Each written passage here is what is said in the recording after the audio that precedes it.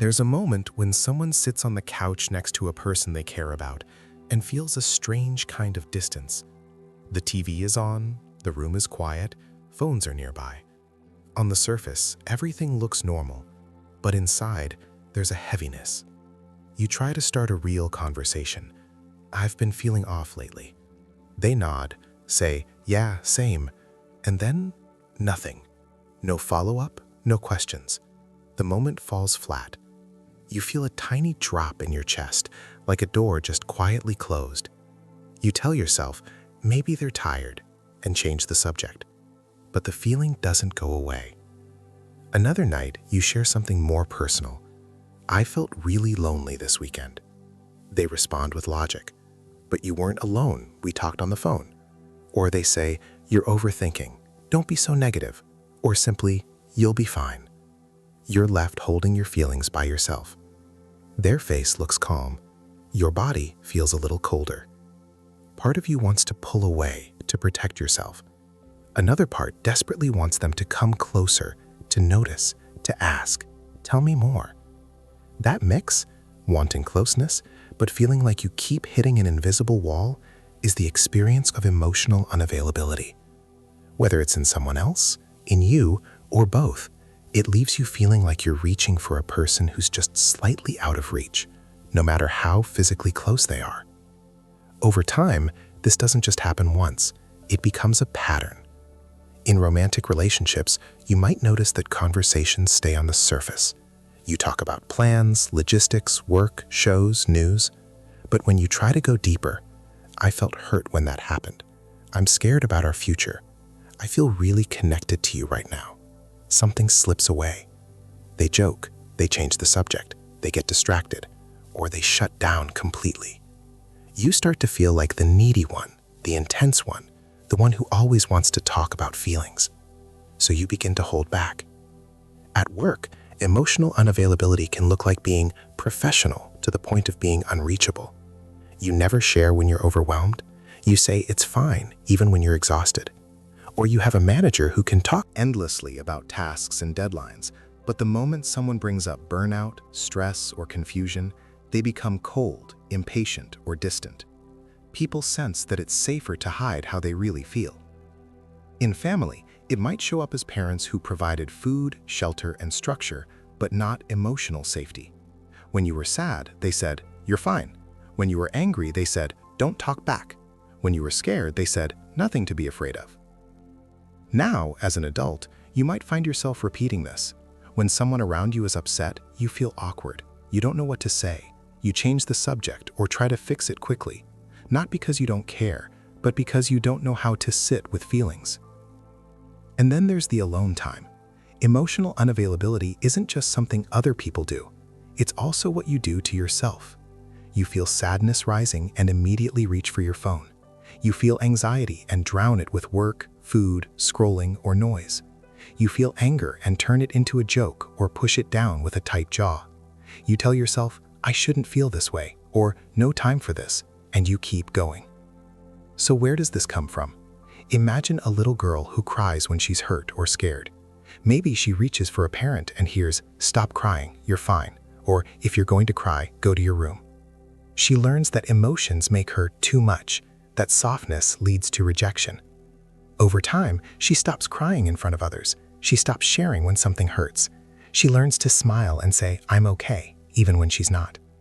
That's her first version of emotional unavailability. She disconnects from her own feelings to stay safe and accepted. Imagine a boy who tries to talk about something that scared him, a fight he saw, a disappointment, a sense of loneliness. The response he gets is humor, teasing, or dismissal. "Don't be weak. You're overreacting. Man up." He learns that emotional honesty brings shame, that vulnerability equals weakness. As he grows, he becomes the chill one, the logical one, the one who stays calm. Inside, there's still a scared boy, but he doesn't let anyone, including himself, see him. Maybe the home looked perfect from the outside. Good grades, nice house, polite kids, but feelings weren't welcome. There were unspoken rules. We don't talk about that. Don't upset your father. Don't burden your mother. Hard things got swept under the rug. No one modeled how to sit with sadness, anger, or fear. so everyone learned to shut down and keep moving. Culture adds to this. Messages like "stay positive," "no drama," "don't be so sensitive," and "hustle harder" make emotional life seem like an inconvenience.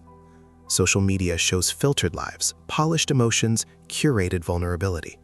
Real emotional presence, sitting with someone's pain without fixing it, being honest about your own needs, doesn't fit easily into that image. Put all of this together and you get adults who, on the outside, look functional. They work, they date, they socialize. But emotionally, they're half available, present in body, absent in depth. Wanting closeness, but terrified of it at the same time. In psychological terms, emotional unavailability often connects to attachment patterns. Attachment is about how safe or unsafe emotional closeness felt early in life. If closeness was inconsistent, overwhelming, or met with rejection, part of you learns that emotions and intimacy are dangerous. So you protect yourself by staying on the surface, staying in your head, staying busy, anything but dropping into what you really feel. That protection made sense when you were little. It helped you survive environments that couldn't handle your inner world. But as an adult, the same protection often blocks the very thing you crave, real connection. So how does emotional unavailability show up now in daily life? In the workplace, you might see someone who never admits they're struggling. They say yes to everything, keep the mask on, and avoid any conversation that might reveal vulnerability. Or you might be that person. When a teammate says, "I'm overwhelmed," you feel uncomfortable and quickly steer the conversation back to tasks. Emotions feel like a threat to efficiency or a threat to your own control.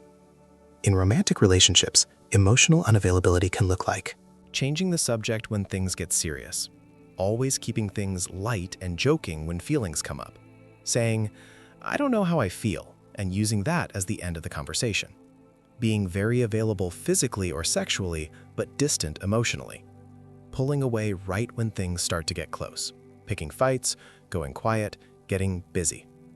If you're with an emotionally unavailable partner, you might notice patterns in yourself too. You over-explain your feelings. You carry the emotional weight for both. You create long messages trying to get through. You replay interactions in your head wondering what you did wrong, when the real issue is that the other person isn't fully present in their own heart. In family dynamics, emotional unavailability can look like polite but distant relationships. You talk about safe topics, work, news, logistics, but never touch raw experiences. Maybe you tried once and got burned. You shared something real and someone laughed, minimized, or changed the subject. Now you keep things smooth but shallow. Holidays feel like performances. You leave feeling both full and empty. Inside your own mind, emotional unavailability can sound like, "I don't have time for this feeling. It's not that bad. Other people have it worse, so I shouldn't complain. If I start crying, I won't stop." You might feel a lot in your body: tight chest, heavy stomach, recurring headaches, fatigue, but almost nothing in words. When someone asks, "What are you feeling?" you genuinely don't know. You have thoughts, you have opinions, but feelings? Blank. The cost of this is significant. Emotional unavailability keeps you safe from certain kinds of pain: rejection, disappointment, exposure, but it also keeps out joy, closeness, and genuine peace. You can't numb only the bad. When you shut down one side of the spectrum, everything gets muted. The good news is that emotional unavailability is not a fixed identity. It's a pattern, and patterns can be seen, understood, and slowly changed. First, it helps to reframe what's happening. Emotional unavailability is not proof that you're broken, cold, or incapable of love. It's a strategy. A very smart, very old strategy or system developed to protect you when you didn't have many options. In that sense, it deserves respect. It kept you going when you didn't have the support you needed. Anger, in this context, can be information. If you find yourself angry whenever someone wants to talk about feelings, it might be your system saying, "This feels dangerous. We've been hurt here before." Jealousy might be information too, perhaps about a desire for deeper connection that you haven't admitted yet. Numbness, that flat feeling of "I don't care," might be a sign your system is overloaded and has shut down to cope.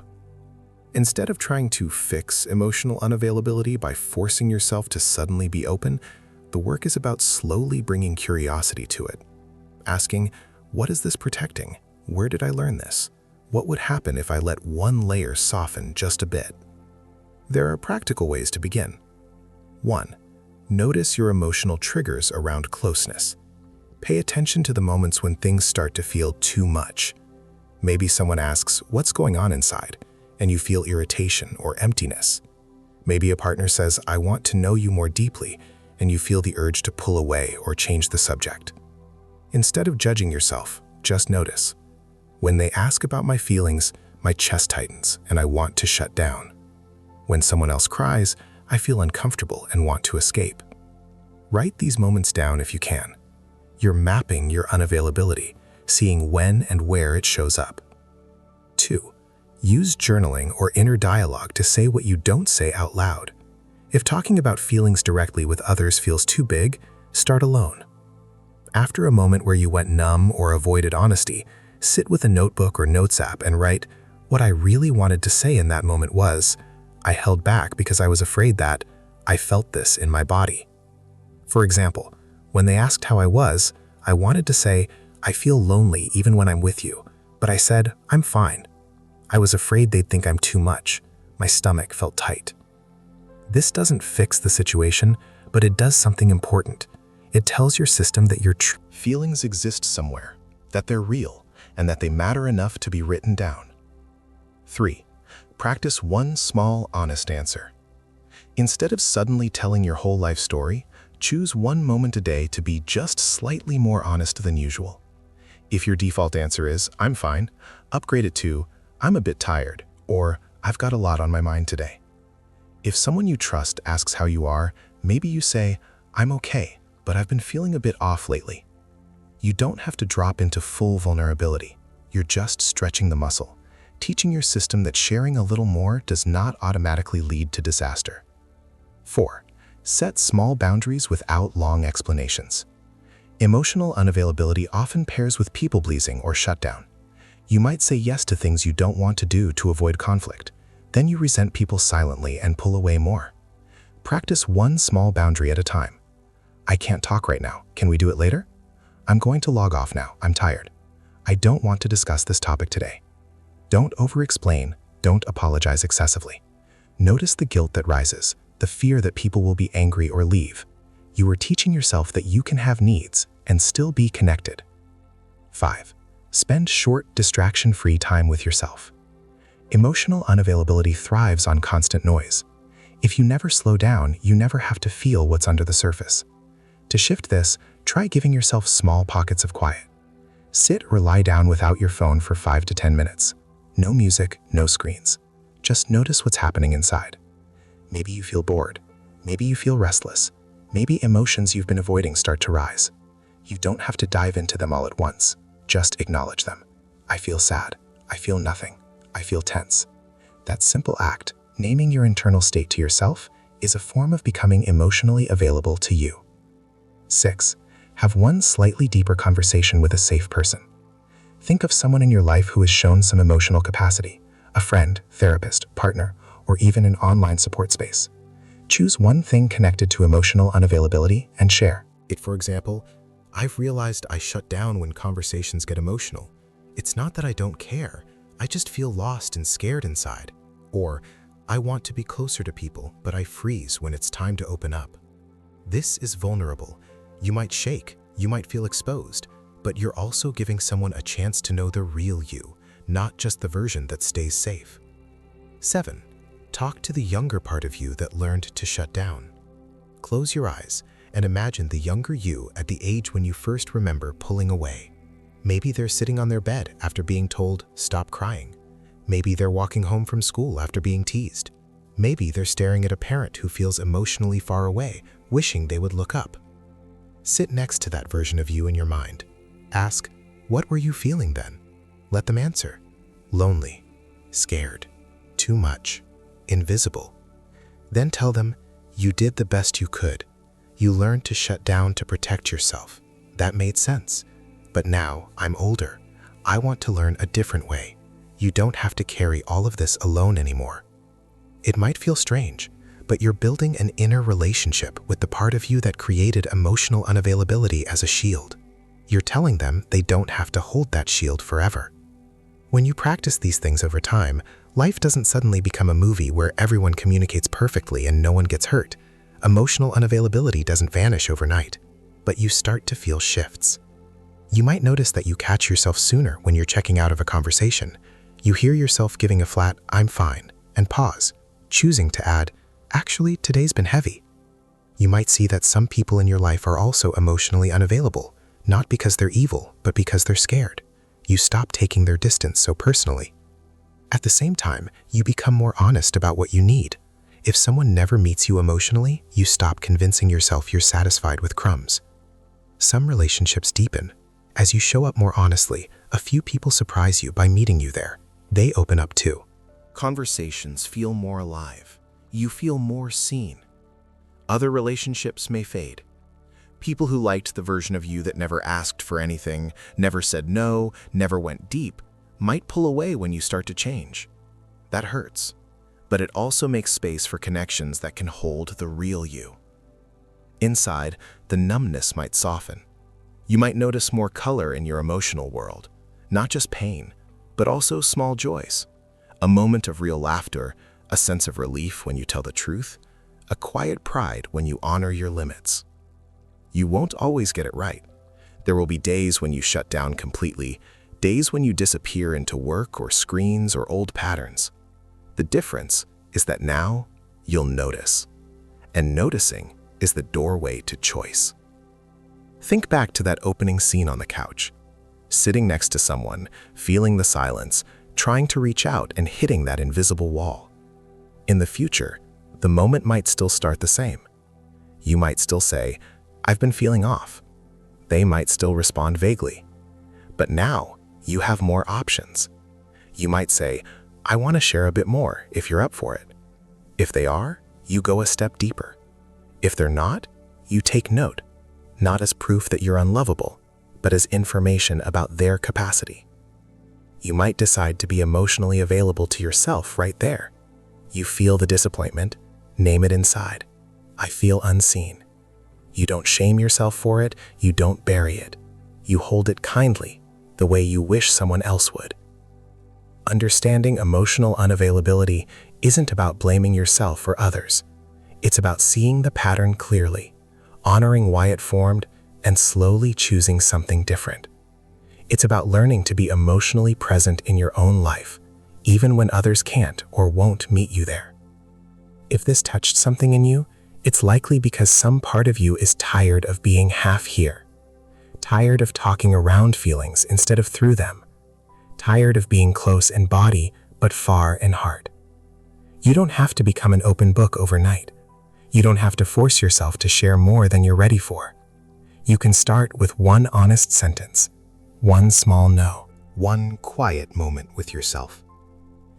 And step by step, you move from living behind glass to actually feeling the warmth of connection with others and with your own inner world. If this resonated with you, subscribe for more videos on psychology and personal growth. And if you feel like sharing, write in the comments which part of this felt most familiar in your own life. Often, naming a pattern out loud is the first real step in changing it.